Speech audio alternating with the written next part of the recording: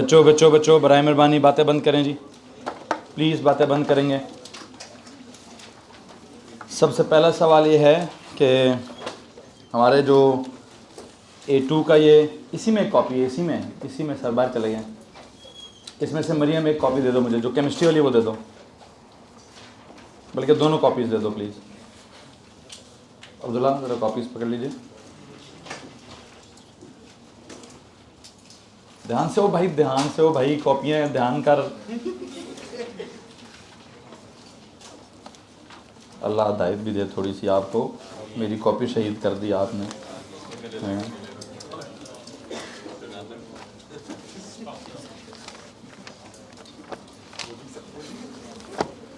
चलो जी जनाब साहब, सबसे पहली बात जो मैंने आपसे पूछनी है वो ये है, हमारे चैप्टर का नाम क्या है? हाँ जी, आवाज़ ही नहीं आ रही। Circular motion.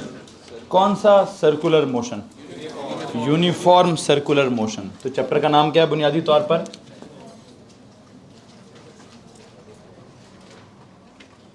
Uniform circular motion. ठीक है, आप में से जिसके पास स्पेसिफिकेशंस हैं ज़रा प्लीज़ स्पेसिफिकेशंस निकालिए।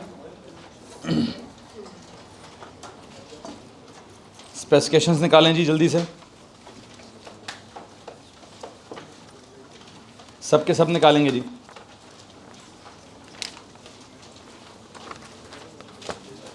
अमल इमदाद स्पेसिफिकेशंस की पहली लाइन पढ़िए।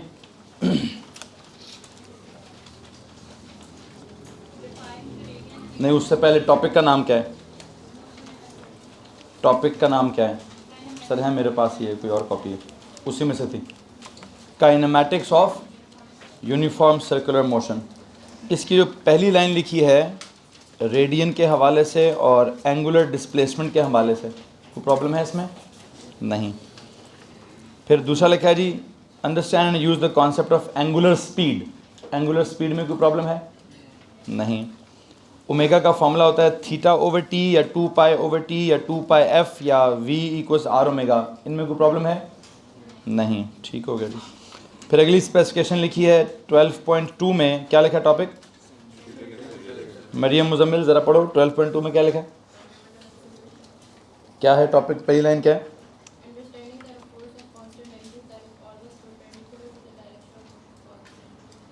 इसमें कोई प्रॉब्लम है कि जो फोर्स होती है वो perpendicular to the direction of motion होती है, क्योंकि डायरेक्शन मोशन टेंजेंट पे होती है, और वो जो दूसरा है टुवर्ड्स द सेंटर होता है, तो सेंट्रीपिटल एक्सेलरेशन भी होती है, और उस फोर्स को क्या कहते हैं? सेंट्रीपिटल फोर्स कहते हैं। आगे पढ़ो।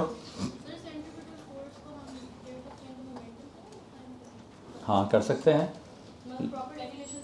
नहीं, चूँकि सेंट्रीपिटल का लफ्ज़ ऐड हो गया है। अगर सिर्फ फोर्स होगी तो आप डिफाइन करेंगे rate of change of momentum से, लेकिन हम जब सेंट्रीपिटल फोर्स की बात करेंगे तो हम उसमें मेंशन करेंगे कि यार ये क्या चीज़ है, ये ऐसी फोर्स है जो सेंट्रीपिटल एक्सेलरेशन कॉज करती है। या हम ये वाला जुमला लिख देंगे कि एक ऐसी फोर्स है जो कि perpendicular to the direction of motion है और क्या कॉज कर रही है? सेंट्रीपिटल एक्सेलरेशन कॉज कर रही है। तो ये वाला जुमला लिख सकते हैं हम वहाँ पे। आगे,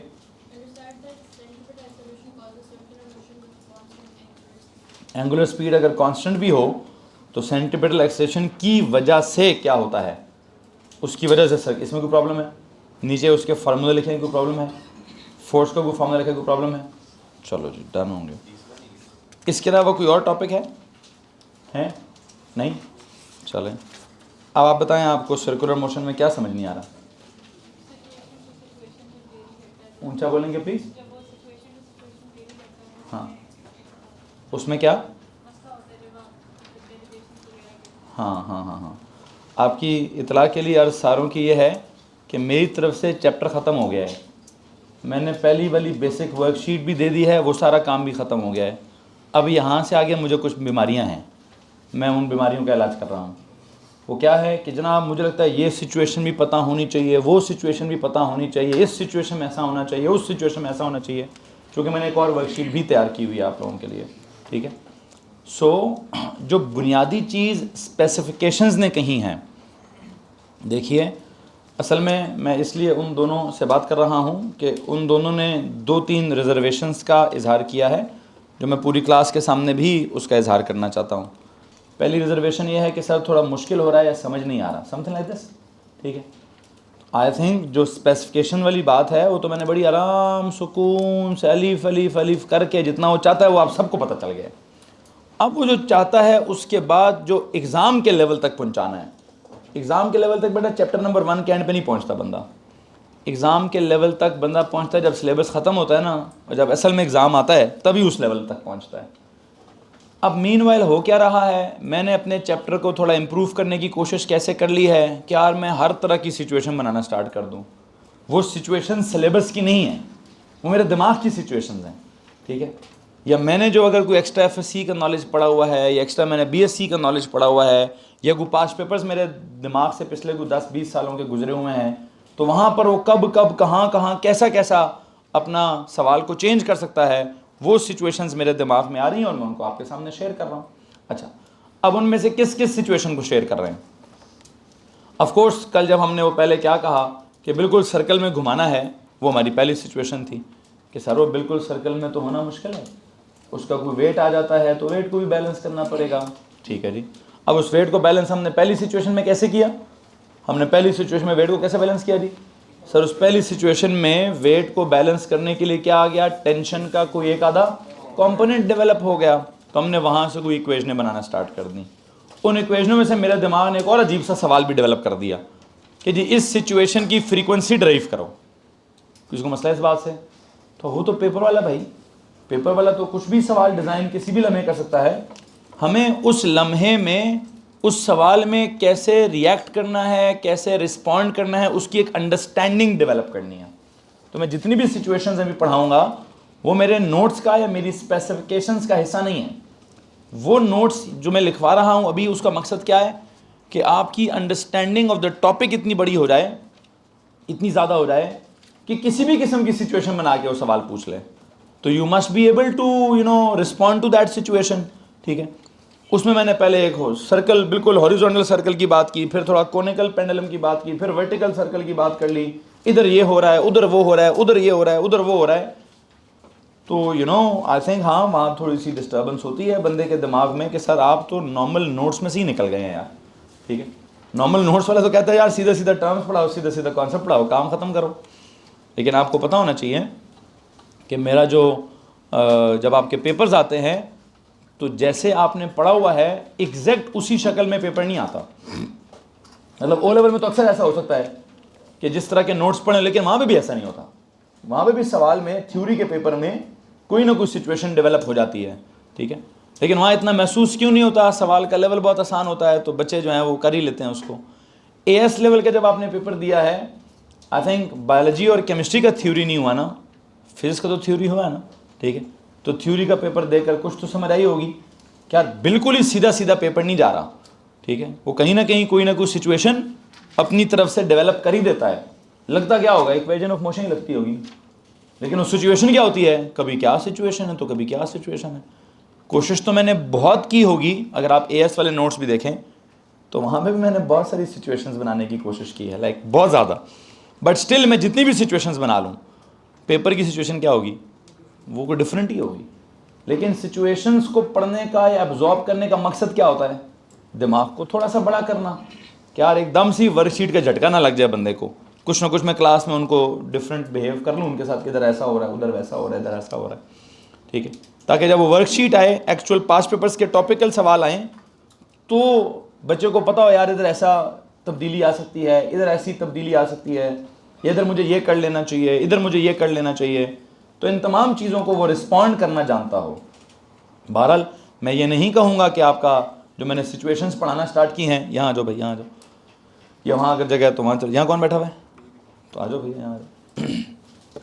सो एक तो ये जो आपकी रिजर्वेशन है कि सर जो आप सिचुएशंस बना रहे हैं थोड़ी सी हमें परेशान कर रही हैं। हाँ करेंगी, मैंने कौन सी कोई इतनी सीधी सीधी यूनिफॉर्म हॉरिजॉन्टल सर्कुलर मोशन थोड़ी पढ़ा रहा हूँ। सीधा सीधा अगर मैं ये लिख देता कि tension in the string acts as the necessary centripetal force, बात ही ख़त्म हो जाती, ठीक है।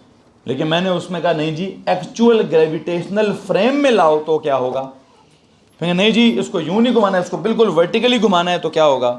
अब सवाल है तो भाई जैसे मर्जी घुमाए ना, अच्छा, अब अगली जो बात यह है कि जब आपको मैं सिचुएशंस पढ़ा रहा हूँ तो ऑफ कोर्स दिल दिमाग में कोई ना कोई सवाल डेवलप होना चाहिए, होता होगा, और उस सवाल को आपके पास, बच्चों आप सबके पास ये हक है, प्लीज़ मैं इस बात को ना दोबारा आप तक पहुँचाना चाहता हूँ कि आपके पास ये हक है कि आप मुझसे सवाल पूछें और मेरा ये फ़र्ज़ है कि मैं आपके सवाल का जवाब दूँ। मतलब मैं थोड़ा सा हैरान हुआ आज उन बच्चों ने मुझसे कहा कि सर जी आपसे सवाल पूछने से पहले 100 दफ़ा सोचना पड़ता है।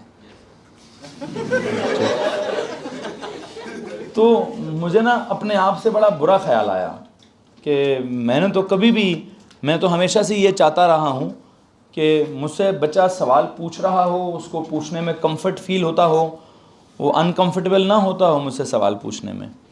और मैं ये जानना चाहता हूँ आप सब लोगों से कि ऐसा क्या फिनोमेना है कि, ताकि मैं उसको ठीक करना चाहता हूँ। मैं नहीं चाहता कि आप इस बात को लेकर, प्लीज़ मुझे समझाइए कि आप जब सवाल पूछते हैं तो उसमें मेरा क्या कसूर है कि आप सवाल नहीं पूछ रहे हैं। मुझे वो कसूर समझाइए, मैं उसको ठीक करूँगा। हैं आपके सवाल के जवाब पे किस दिन मैंने बेइज्जत किया है? मतलब कोई ऐसा बच्चा हाथ खड़ा करे, सर मैंने सवाल पूछा था और आपने बेइज्जत किया था। एनीवन क्या करते हैं? ये कैसा सवाल पूछा तुमने? किस दिन का है? मैंने किसको कहा है? किस दिन का है? मुझे प्लीज़ ये बताइए, मैंने किस दिन किस बच्चे को कहा ये कैसा सवाल पूछा है तुमने? Anyone please. ये मेरे ख्याल है आपने मुझे कहा था, लेकिन कब कहा था? जब आपने सुनते हैं सही कह रहा होगा। आपने एक टॉपिक पढ़ा दिया था और मैंने लेट ज्वाइन किया था, फिर जब हाँ लेट ज्वाइन किया था तो पता है, शुक्र करो चपेड़ भी नहीं मार दी। सच्ची में हाँ पिंडी में था ही। तो ये मेरा कसूर नहीं है बेटा। मैं हाँ इस वक्त मैं अजीब सा रिएक्शन ज़रूर दूंगा कि आप क्लास के एंड पर आएँ और मुझसे आगे कहें सर ये क्या पढ़ाया आपने, तो आई एम सॉरी जनाब, तब मैं कहूँगा, बहुत बुरा कहूँगा। तब बुरा सवाल को नहीं कह रहा, तब बुरा कह रहा हूँ आपके मेरी क्लास में लेट आने को, ठीक है? उस वजह से अजीब सा रिएक्शन दे सकता हूँ। लेकिन ये जो अगर आप किसको ये सोचता है, मैं बड़ा हैरान हूँ कि आपके दिल दिमाग में ऐसी सोच पे कैसे आ गई है कि आप मुझसे सवाल पूछेंगे और मैं आपके सवाल का बुरे से जवाब दूंगा।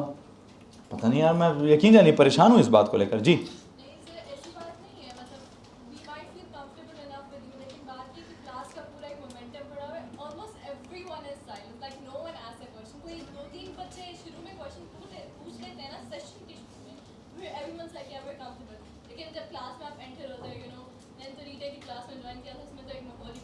हाँ वो तो माहौल में डिफरेंट है। हाँ, वो माहौल तो डिफरेंट है, वो तो बड़ा बेइज्जती वाला माहौल है। जी भाई हाँ, यहाँ क्या चल रहा है?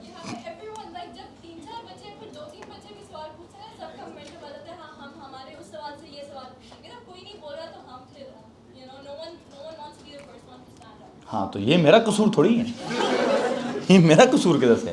ठीक है, असल में चलो मैं आप बता देता हूँ कि जैसे जैसे हम ओ लेवल्स में से एएस में जाते हैं, एएस में से ए2 में जाते हैं, तो एक परसेप्शन जो मेरे बारे में डेवलप होती है जो कुछ हद तक सही भी है, मैं उसके ऊपर थोड़ा सा रोशनी डाल देता हूँ कि सर आप थोड़ा सख्त होते जाते हैं।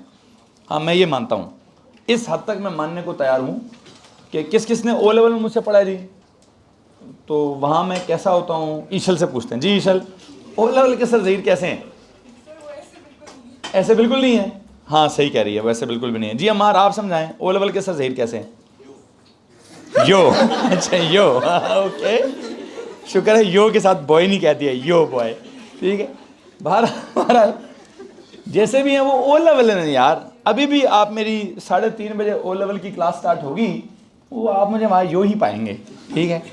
उनके साथ थोड़ा थोड़ा ओ लेवल, ऑर्डिनरी लेवल, अलीफ अलीफ, सिंपल उनको समझ आए ना, speed is equal to distance over time, वो भी नाचते हैं, मैं भी नाचना स्टार्ट कर देता हूँ, ठीक है। और भाई तुम लोगों को मैंने speed is equal to distance over time पढ़ाना है, तो वहाँ लेवल बहुत छोटा है, यू नो।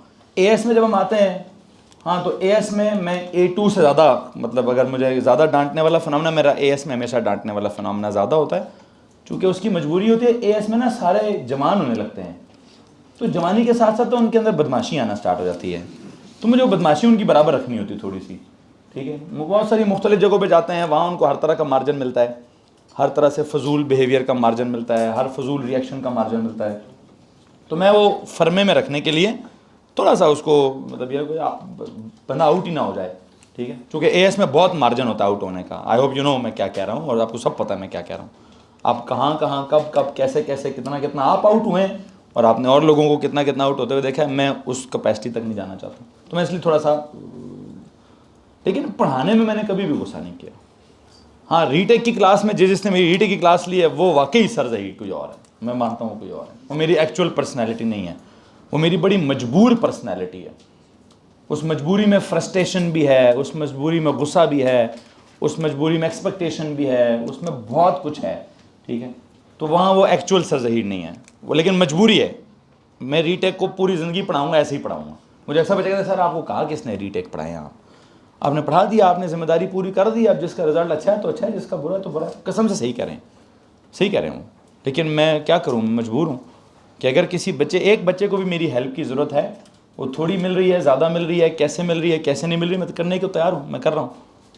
उसमें मैं ये नहीं चाहता कि उस वक्त मेरे एटीट्यूड को भी जज किया जाए कि सर जी आप इतने गुस्से से हमारी हेल्प कर रहे हैं, तो क्या रीटेक को मैं चुनू चुनू करूँगा आपके साथ, वो तो मैं नहीं कर सकता। On the other and A2 को अगर आप देखेंगे, जब से महीना हुआ है A2 स्टार्ट हुआ है, किसको लगता है मेरी स्पीड बहुत ज़्यादा है? हाँ जी, नहीं ना, स्पीड तो बहुत स्लो है, ऐसे ही है ना। अब आज जब उन बच्चों से बात हुई तो उन्होंने दो बड़े एम्बिगुअस जुमले बोले। एक तरफ उनके मुंह से निकला था सर बहुत स्लो स्पीड है आपकी, फिर बीच में कहते सर फिजिक्स में बहुत ज़्यादा नहीं पढ़ा दिया आपने। तो मैं परेशान हूँ कि वो कहना क्या चाह रहे हैं बच्चे मुझसे, कि एक तरफ कह रहे हैं स्पीड बहुत स्लो है, स्पीड थोड़ी बढ़ाएं।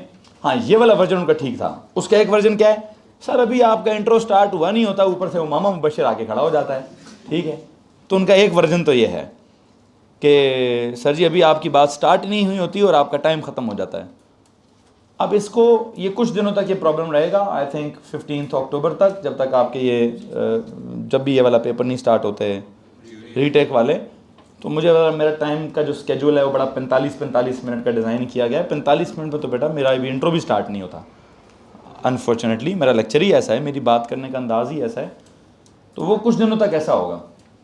उसके बाद मैं अपने लेक्चर के टाइम को थोड़ा बढ़ाने की कोशिश करूँगा, ठीक है। वो देखते हैं कि उसको मैं कैसे एक एक घंटे तक पहुँचाता हूँ और उसमें मैं बात मुकम्मल करके ही अगले टॉपिक पे जाऊँ। नंबर 1। नंबर 2, ऑफ कोर्स मेरी इस वक्त की अभी तक जो भी काम चल रहा है, मैंने आपको शायद एक चैप्टर भी नहीं पढ़ाया। केमिस्ट्री में हम पता नहीं ऑर्गेनिक भी कर ही चुके हैं, हाँ जी। रीटेक वाले जो हैं उनका तो सिलेबस भी ऑलमोस्ट ख़त्म होने वाला है। फिजिक्स में भी हम कहीं पहुंच ही चुके हैं, अगर वीडियोस देख ली हैं तो समझो सारा सिलेबस ख़त्म हो गया। तो असल में कुछ बच्चे हैं इस क्लास में बहुत सारे जो रीटेक, कोई मैथ्स का दे रहा है, कोई फिजिक्स का दे रहा है, कोई केमिस्ट्री का दे रहा है। तो ऑलमोस्ट बहुत सारी क्लास ऐसी है जिसका रीटेक इस वक्त प्रायोरिटी होनी चाहिए या प्रायोरिटी है। तो इसलिए मेरा A2 पे हाथ थोड़ा हल्का है, मतलब हल्का मैंने हाथ रखा हुआ है कि मैं आहिस्ता आहिस्ता कराऊँ। मैं ख़त्म नहीं, छोड़ नहीं रहा, कुछ ना कुछ हद तक मैं लगा हूँ। जी सर।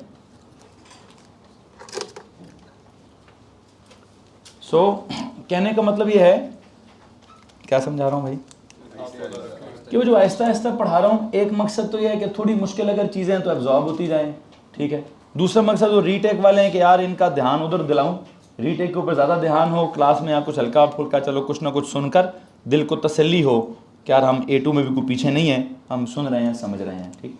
बहरहाल जो असल बात मैं भी करना चाहता था ना, जो मुझे उन बच्चों से बात करके फ़ील हुआ कि मुझे किस बात के लिए अपनी पूरी क्लास को मोटिवेट करना है, वो ये है बेटा, मैं भी बहुत बोर होता हूँ जब मुझसे क्लास के दौरान कुछ सवाल नहीं पूछा जाता।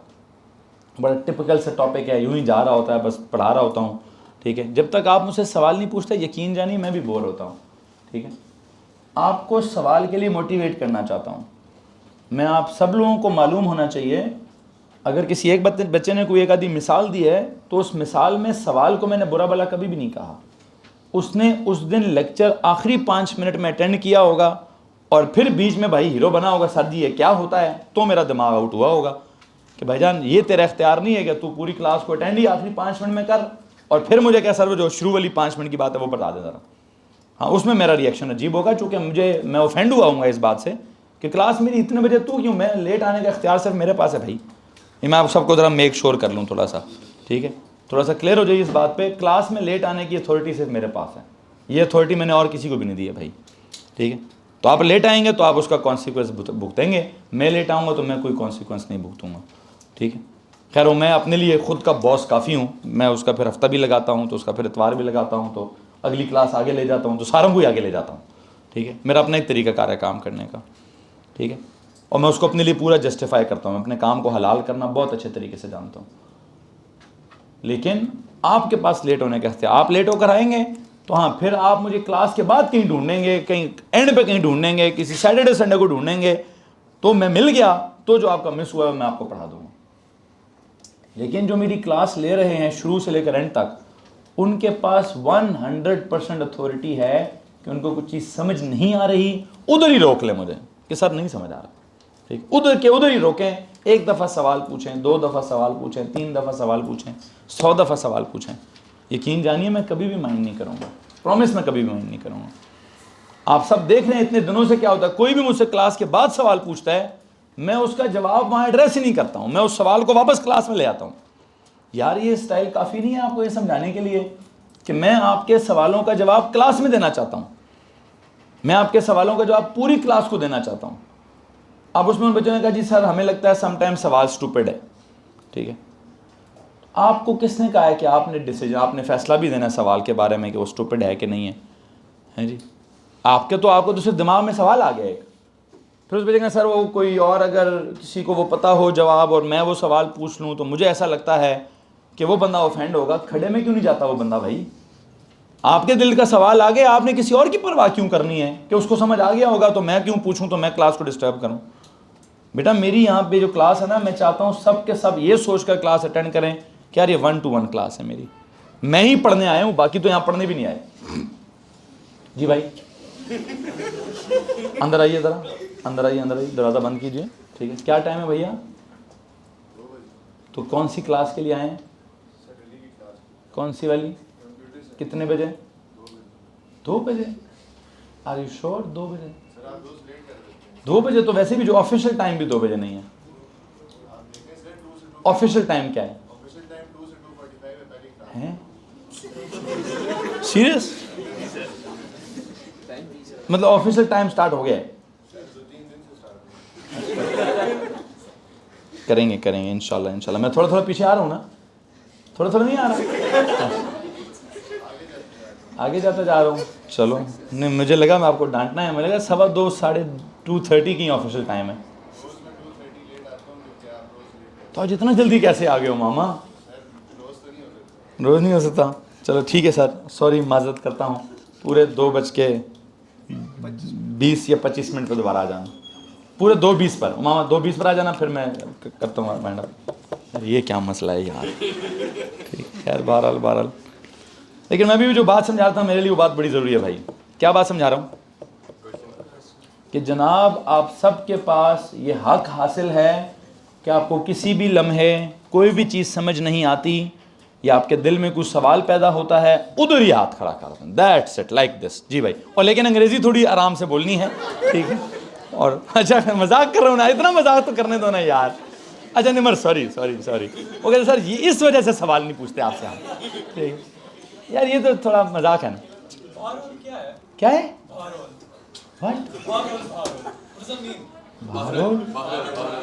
बहरहाल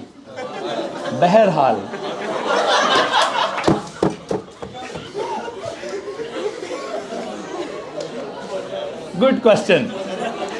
नहीं मैं कह रहा हूँ गुड क्वेश्चन, ठीक है जी, है जी। ऑल दो ठीक है, हाँ अच्छा ऑल दो ठीक है जी।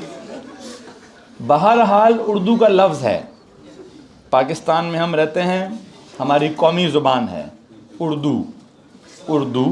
अस्सलाम वालेकुम, यस वालेकुम अस्सलाम, ठीक है। और यहाँ कोई भी स्विट्ज़रलैंड से नहीं आया हुआ है, ठीक है। हम सारे के सारे यहाँ पाकिस्तानी हैं, ठीक है। हाँ किसी न किसी की डुअल नेशनैलिटी ज़रूर हो सकती है, ठीक है। और अगर वो कहता है सर जी मैंने उस नेशनैलिटी के लिए पाकिस्तानी नेशनैलिटी को सेक्रीफाइस कर दिया था और मैं सिर्फ फॉरेन नेशनल हूँ, तो he can get out of my class, ठीक है जी। खैर लेकिन मैं इतना रूड नहीं, वैसे मुहावरतन कह रहा हूँ। अदरवाइज़ जो भी है सर, क्या करते हैं आप, हमारे पास POC तो है, पाकिस्तान ओरिजिन कार्ड तो है, लेकिन जो भी है हम सब के सब यहाँ पाकिस्तानी बैठे हैं, हम सबको उर्दू कम से कम इतनी आनी चाहिए कि जो मैं बात कर रहा हूँ उसमें एक लफ्ज़ इस्तेमाल हो रहा है, क्या? बहरहाल को अंग्रेज़ी में क्या कहते हैं? ऑल दो कहते हैं भाई, ठीक है। तो मैं बातें करते करते बात कुछ करता हूँ तो फिर कहते नहीं ऑल दो ये बात भी है, ठीक है। तो मुझे अंग्रेज़ी बोलने का थोड़ा कम कमाल है, तो उर्दू बोलने का मुझे ज़रा ज़्यादा कमाल है। अब पूछना कमाल क्या होता है? शौक़ है, ठीक है। एक काम कर लेना, नहीं वो उर्दू वाला शौक़ है, अंग्रेज़ी वाला शौक़ नहीं है। जी भाई, किस किसने दिया अभी टेस्ट? तो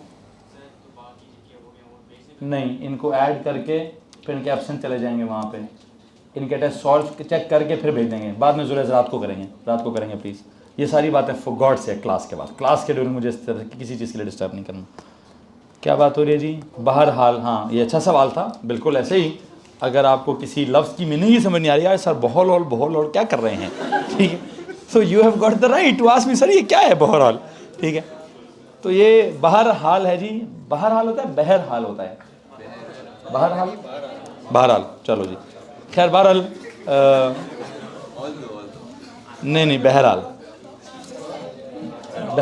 सुने जी, बस भाई बस। अच्छा, कुछ सवाल जब आपके ऐसे वाले आएंगे तो अगर किसी को हंसी भी आती है ऐसे सवाल पे तो आपको माइंड करने की ज़रूरत भी नहीं है, ठीक है। वो क्लास में अगर कोई हंस लेता है आपकी वजह से तो सदका जारिया है, ठीक है, कोई नेकी ही मिल जाएगी आपको उससे, ठीक है। तो प्लीज़ इस बात को भी माइंड करने की ज़रूरत नहीं है। अब असल बात क्या थी? बिल्कुल एक एग्जांपल होगी, अच्छे से एग्जाम्पलीफाई होगी फिनोमेना कि सर आप इवन बात भी कर रहे होंगे और हमें आपकी बात का कोई लफ्ज़ भी समझ नहीं आएगा तो हम ऐसे हाथ खड़ा कर देंगे। अब वो हाथ खड़ा रखेंगे या मैं अपना जुमला मुकम्मल करके आपको एड्रेस करूँगा या मैं आपकी तरफ देख के हल्का सा इशारा कर दूंगा कि 1 मिनट रुक जाओ मैं कर रहा हूँ, तो आप थोड़ा सा इंतज़ार कर लेंगे। मैं आपका सवाल ज़रूर सुनूंगा, उसका जवाब भी ज़रूर दूंगा, हंस के दूँ, मुस्कुरा के दूँ, तन से दूँ, प्यार से दूँ, आपसे ही सवाल पूछ के दूँ, ठीक है, आपसे ही उसका जवाब पूछ लूँ, जैसे भी दूँ वो तो उस वक़्त का मेरा अपना एक स्टाइल होगा, ठीक है। लेकिन प्लीज़ मैं ये नहीं चाहता कि सवाल ना पूछा जाए किसी भी डर को लेकर। मुझसे मत डरिए, मैं बहुत ज़्यादा हो रीटेक की क्लास में सिर्फ ये डंडा इस्तेमाल करता हूँ, नहीं लगता ऐ नहीं है, ड्रामा है बस ये, ठीक है। लेकिन नॉर्मल रेगुलर क्लास में मैंने कभी भी इस डंडे का इस्तेमाल नहीं किया, ठीक है। और ये बहरहाल कोई और सवाल भी पूछना है, बहरहाल कोई सवाल पूछना चाह रहा है?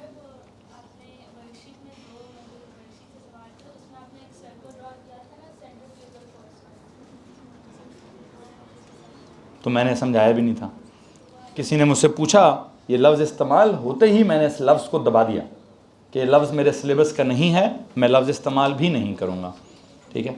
तो सेंट्रीफ्यूगल का जो लफ्ज़ था मैंने उसको आउट ऑफ सिलेबस करार देकर, वो मेरे मुंह से भी निकल गया, किसी और बच्चे के मुंह से भी निकल गया, तो हमने इस लफ्ज़ को कहा हमने डिस्कस ही नहीं करना, ऐसी कोई सिचुएशन ही डिस्कस नहीं करनी है हमने, ठीक है।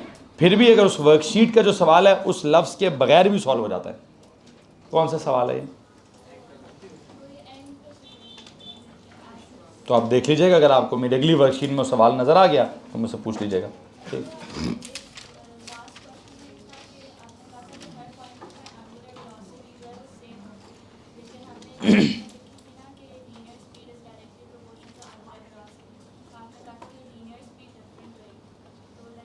हाँ, ये एक अच्छा सवाल है, ठीक है, एक अच्छा सवाल है, लेकिन ये सवाल कब करेंगे हम? अब आते हैं उस जवाब की तरफ, ठीक है। सुनिए, बहुत अच्छा सवाल उन्होंने पूछा है।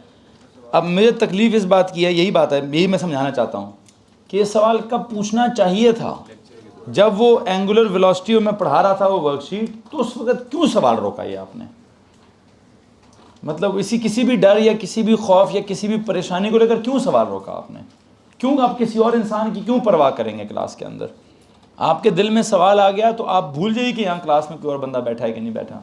आप सिर्फ एक बात याद रखिए, मैं यहाँ पर सब पढ़ने के लिए आया हूँ या मैं पढ़ने के लिए आई हूँ, और मेरा ही हक है कि मैं ये सारा टाइम सर का मुझे मिलना चाहिए, ठीक है।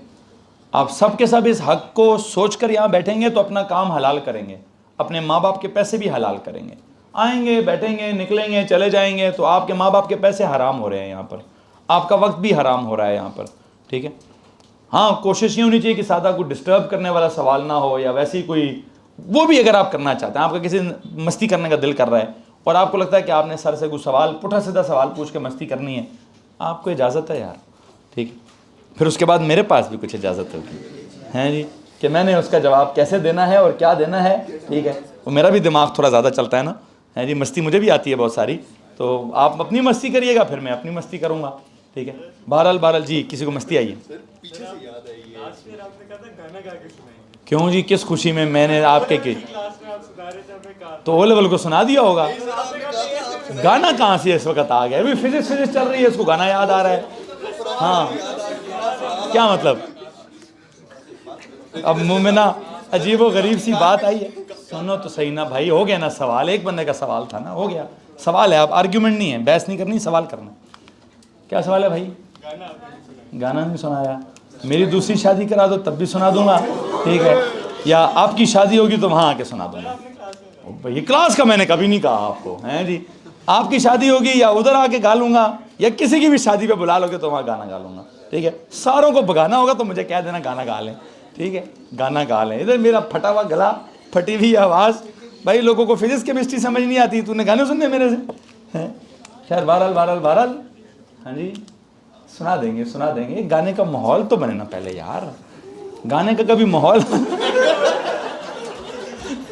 उज़ैफा खबर को गाना आ रहा है, जी खबर ऊ आ, हाँ जी भाई उज़ैफा साहब, नहीं ये क्या बात हुई? अभी तो आ रहा था। हाँ। चलो जी, अब हंस लिए हैं, खेल लिए हैं, कूद लिए हैं, ठीक है? तो अब काम करते हैं, वापस पढ़ाई की तरफ चलते हैं। ये कॉन्फिडेंस देना जी मेरा काम है, ज़रूरी है। अगर आप अपना सवाल आता है और नहीं पूछते हैं तो एक परेशानी है मेरे लिए कि आप घर जाते हैं, फिर जब आप रिवाइज़ करते हैं फिर भी कुछ सवाल, जब आप वो देखो जो फातिमा का सवाल है ना, ये 10 दिन पुराना सवाल है। कितने दिन हो गए इस वर्कशीट को, अभी तक उसके दिल दिमाग में घूम रहा है। तो दिल दिमाग में सवाल रह जाए तो स्ट्रेस नहीं होती है ना? तो तुम उसमें स्ट्रेस पाल रही हो, ठीक है? कम से कम इतना ही कर लो जैसे वो करते हैं, क्लास के बाद पूछ लेते हैं। मैं पूरा दिन इधर होता हूँ, आप भी 7:30 बजे तक इधर होती हैं, बल्कि नहीं, आपकी तो बहन भाइयों की क्लास होती है रात को 9:30 बजे तक, आप तब भी इधर ही होती हैं। और कहीं मुझे वेली फिरती मिलती भी हैं 2-3 दफ़ा, तो तब भी सवाल पूछ लिया करें। लेकिन बहरहाल सॉरी अगर आपने मेरा ये जुमला माइंड किया हो, तो सवाल पूछना ज़रूर है, वो अंदर दबा रहेगा, कसम से स्ट्रेस होती है। तो जब भी किसी सवाल का जवाब ना मिल रहा, बंदा परेशान ही रहता है कि यार ये सोच ही आई जा रही है। तो अपने आप को मुफ्त में स्ट्रेसफुल मत कीजिए प्लीज़। कोई भी सवाल है उसको जवाब दीजिए। इससे पहले कि मैं आगे जाऊँ, मुझे इस बच्चे का स्ट्रेस रिड्यूस करना है, ठीक है? इसका सवाल है, उसको एड्रेस कर लेते हैं। अपने टॉपिक को आगे डेवलप करने से पहले उनका सवाल एड्रेस कर लेते हैं। फातिमा आप सवाल पूछेंगे, मैं सबसे चाहूँगा कि वो सवाल को सुने, और अगर मुझसे पहले किसी और को जवाब आ जाता है तो वो अपना हाथ खड़ा कर देगा, ठीक है जी? लेकिन अगर आपस में बातें करते रहेंगे, आपस में एक दूसरे पर ध्यान देंगे, तो ना सवाल समझ आएगा ना जवाब समझ आएगा। सवाल पूछिए प्लीज़।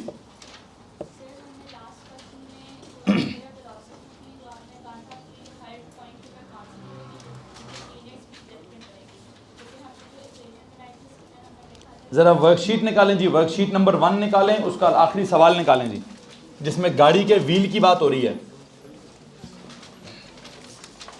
उस गाड़ी के व्हील के साथ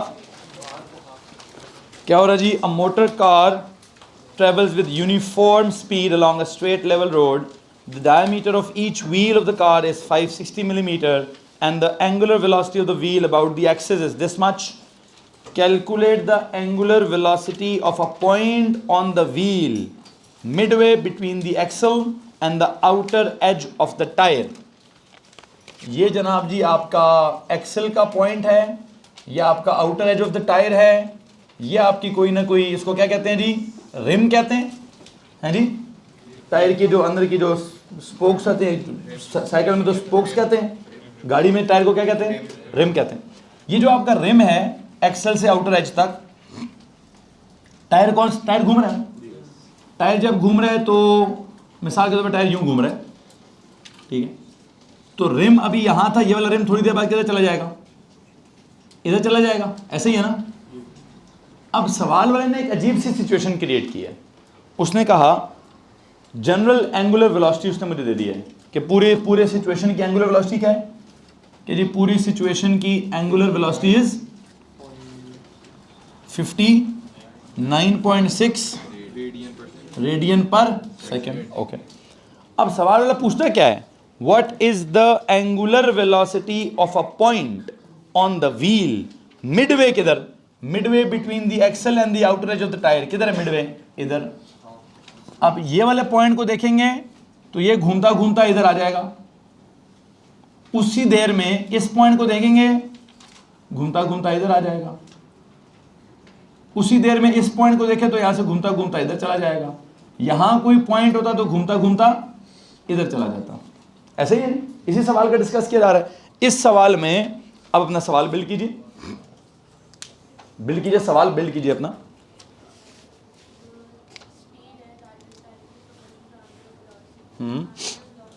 वो कहते हैं सर आपने नोट्स में ऐसे ऐसे डेवलप किया है इसको, किसको? आपने क्या लिखा था, v is proportional to omega, फिर आपने प्रोपोर्शनैलिटी को क्या किया, इक्वालिटी में कन्वर्ट किया, v इज इक्वल टू क्या हो गया, r ओमेगा हो गया। इस तरह की बात हो रही है।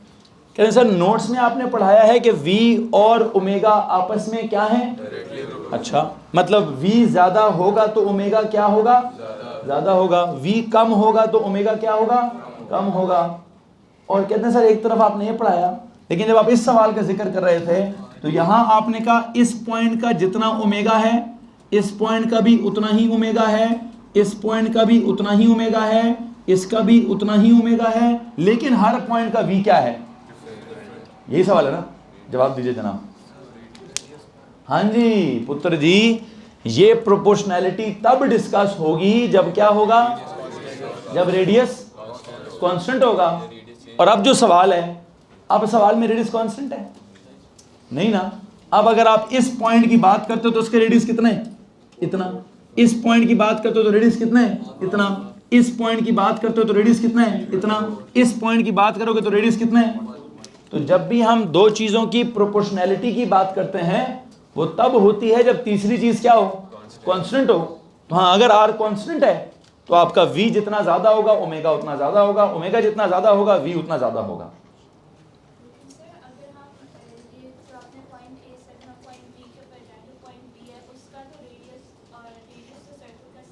मैं तो यही तो बात है, सर्कल का रेडियस सेम है ना। सवाल वाले ने सर्कल के बारे में कुछ पूछा ही नहीं। सवाल वाले ने कहा कि भाई एक एक पॉइंट को अलग अलग करके बयान करो। किस किस पॉइंट को? उन्होंने कहा इस पॉइंट को अलग समझाओ, इसको अलग समझाओ, इसको अलग समझाओ, इसको अलग समझाओ। बात समझ आ रही कि नहीं आ रही है? इस पॉइंट की बात अगर हम करें as compare to this point, तो इस पॉइंट के लिए रेडियस कितना लेना है, उस पॉइंट के लिए कितना लेना है? तो सेम है कि डिफरेंट है? डिफरेंट है ना। तो जब r ही डिफरेंट है, r ही कांस्टेंट नहीं है, तो v और ओमेगा आपस में प्रोपोर्शनल नहीं होंगे। ठीक है। हाँ, अगर आप कहते सर सारा सवाल ही इस पॉइंट्स पर, यह बड़ा अजीब सा सवाल था कि सवाल उसने इस पॉइंट पर, इस पर ले आया। हमने तो कभी भी सवाल ऑन द रिम के अलग अलग पॉइंट्स का पढ़ा ही नहीं। हम तो सवाल पढ़ते ही कैसे हैं, हम जैसा सवाल तो सर्कल के सरकमफ्रेंस पर ही होगा। तो अगर सवाल सर्कल के सरकमफ्रेंस पर ही होगा, मिसाल के तौर पर सवाल इधर आता ही नहीं है। सवाल ये जी, पहले वो इधर से उधर तक गया है, फिर वो इधर से, बल्कि इधर से इधर आ गया। अब बताएं, जितना ओमेगा यहां है उतना ही ओमेगा यहां है, जितना v यहां है उतना ही v यहां है, तो ठीक है। क्यों?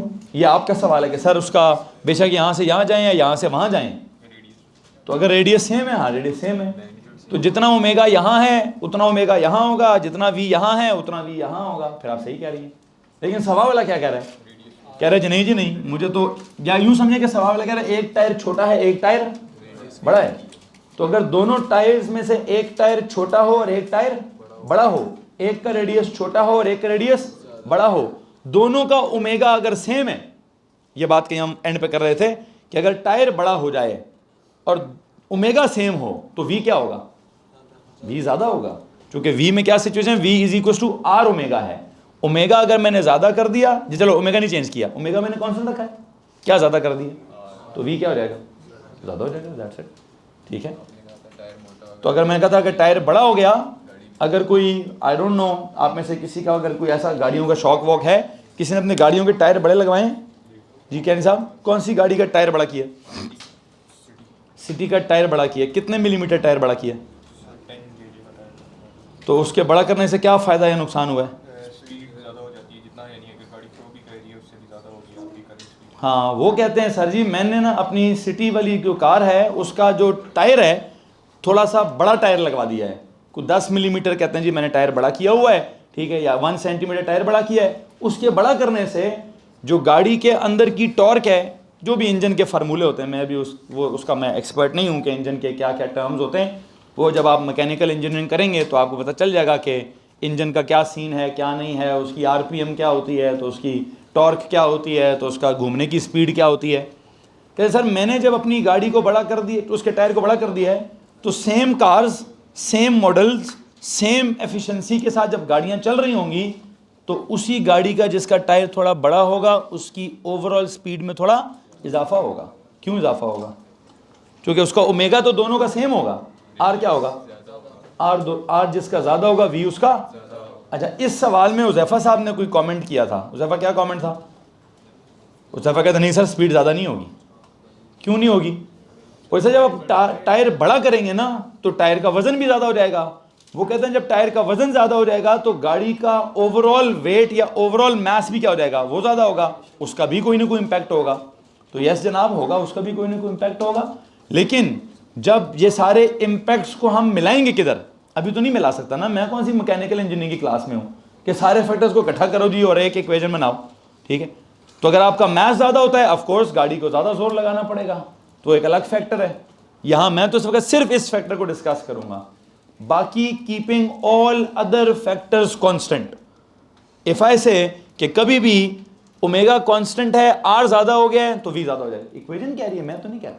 ठीक है, योर क्वेश्चन उमर। सर मैं कह रहा था कि छोटे रिम पे मोटा टायर लगाने की क्या जरूरत है, रिम बड़ा कर लें। आप जो भी कर लें, जो भी कर लें, मुझे इंजीनियरिंग, मुझे सिंपल क्या पढ़ाना है भाई। मैंने एक हल्की सी एग्जांपल दे दी, मुझे नहीं ऐसा कोई गाड़ियों का शौक के टायर बड़े होंगे तो छोटे होंगे, तो मैंने मिसाल सुनी हुई। वाली बात निकल जाएगी ना उससे। चलो हो सकती है, मैं नहीं निकालना चाहता, मैं मैथ्स वाली बात भी नहीं निकालना चाहता बीच में से। वो भी एक फैक्टर ज़रूर है, वो कभी ना कभी आएगा तो हम उधर डिस्कस कर लेंगे। ठीक है, योर क्वेश्चन प्लीज।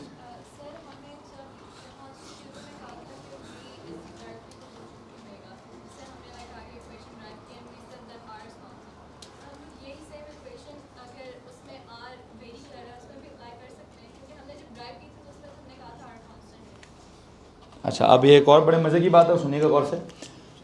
दो बातें हो सकती हैं। पहले मैं कहूँ V इज प्रोपोर्शनल टू क्या?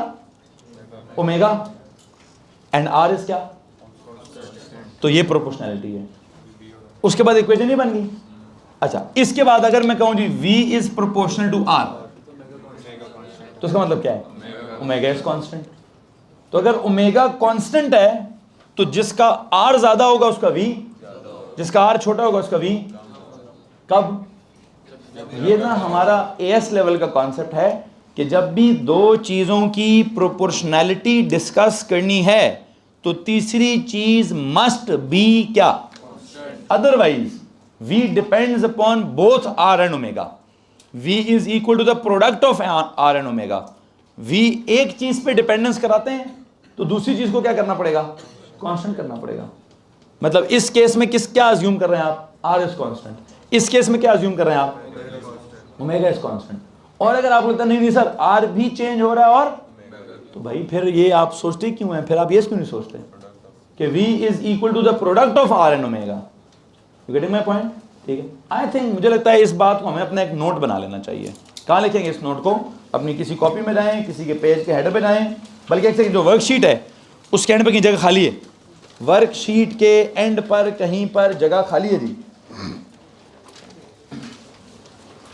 वर्कशीट के एंड पर जाएं जी, उधर जाकर हम क्या लिखना चाहते हैं देखें। अब जो सवाल है ना, अब सवाल में क्लास इन्वॉल्व हो रही है, तो यकीन जानिए अब मुझे मज़ा भी आ रहा है। ठीक है, अदरवाइज वो बात वही, आता हूँ जी एक लेक्चर है लिखा हुआ है, पढ़ाता हूँ, समझाता हूँ, समझा के निकल जाता हूँ, ना आप कुछ पूछते हैं ना मैं कुछ एक्स्ट्रा बता रहा हूँ। ठीक है, तो मैं भी कोई इन्जॉय तो नहीं कर रहा इस सिचुएशन को। इन्जॉय तब करूँगा जब आपने कुछ सवाल पूछा तो मुझे भी पता चलेगा कि यार इनके दिल दिमाग में क्या चल रहा है। तो अब आपके दिल दिमाग में एक कन्फ्यूजन चल रही थी, उस कन्फ्यूजन का क्लियर होना बड़ा ज़रूरी है। अब सवाल फातिमा ने पूछा है, लेकिन वो कन्फ्यूजन सिर्फ उनको नहीं है, उसी तरह का कन्फ्यूजन ज़ैनब का भी था, उसी तरह का कन्फ्यूजन यहाँ भी कहीं ना कहीं हो सकता है। क्या कन्फ्यूजन है कि जब भी हमें दो चीज़ों की प्रोपोर्शनैलिटी डिस्कस करनी है तो तीसरी चीज़ मस्ट बी क्या? तो एक काम करें, पहले ये लिखें, इसके आगे लिखें क्या? If what? if R is constant। बल्कि एक सेकंड ऐसे ना लिखें, मैं बता दूं कैसे लिखना है जी। आप कहें सर जी हमने जो पहली इक्वेशन पढ़ी, असल इक्वेशन क्या है? v इक्वल्स टू, इसमें से दो मतलब निकालता हूं। पहला मतलब क्या निकालें? If what? If r is constant तो v इज क्या? Proportional to omega. और दूसरा मतलब क्या है? इफ ओमेगा इज कांस्टेंट तो v इज क्या? Proportional to r। ये लिखेंगे प्लीज, इस तरीके से लिखेंगे जी कि सर v का और ओमेगा का, v का और r का अगर हमने प्रोपोर्शनैलिटी डिस्कस करना है तो तीसरी चीज का क्या होना जरूरी है? कांस्टेंट होना जरूरी है। तो जो मैं नोट लिखवाना चाहता हूं वो क्या है? नोट ये लिखें जी, to discuss the proportionality between any two quantities, to discuss the, ये जनरल असूल है, हमेशा अप्लाई होगा। एएस में भी अप्लाई होता था, ए2 में भी अप्लाई होगा, और हर जगह आखिरी मिनट हर जगह क्या कॉन्सेप्ट अप्लाई होता है कि to discuss what? The proportionality between any two quantities, to discuss the proportionality between any two quantities, the third quantity must be क्या? Must be constant, या all other quantities, third या all other, third या all other quantities must be constant। Otherwise अगर आप एक ही वक्त में दो तीन चीजों को सोचना स्टार्ट करेंगे तो काम क्या होगा? खराब होगा। जैसे आप कहते पावर की इक्वेशन होती थी, कौन सी? एक होती है वी आई, एक होती है आई स्क्वायर इंटू आर, एक होती है वी स्क्वायर ओवर आर। अब एक तरफ पावर का आर के साथ डायरेक्ट प्रोपोर्शन है, एक तरफ पावर का आर के साथ, तो ये कौन सा प्रोपोर्शन सही है? दोनों सही हैं। कब? जब आई कांस्टेंट है तो पी और आर डायरेक्टली प्रोपोर्शनल हैं, जब वी कांस्टेंट है तो पी और आर इनवर्सली प्रोपोर्शनल हैं। आई और वी दोनों कांस्टेंट नहीं है तो फिर पावर को आई इंटू वी कर दें, फिर आर को बीच में लाई ना। Getting my point? तो ये कब कब कौन किस किस के डायरेक्टली प्रोपोर्शनल है, फॉर दैट मैटर बाकी सारी चीजें क्या करनी चाहिए? कांस्टेंट रखनी चाहिए। ऐसे ही जो मैं समझाना चाहता हूँ आपको समझ आ गया होगा। तो ये असूल है जनाब, जरूर पता होना चाहिए। Bharat that's it. यहाँ पे जाके हम आज के लेक्चर का अख्ताम करते हैं।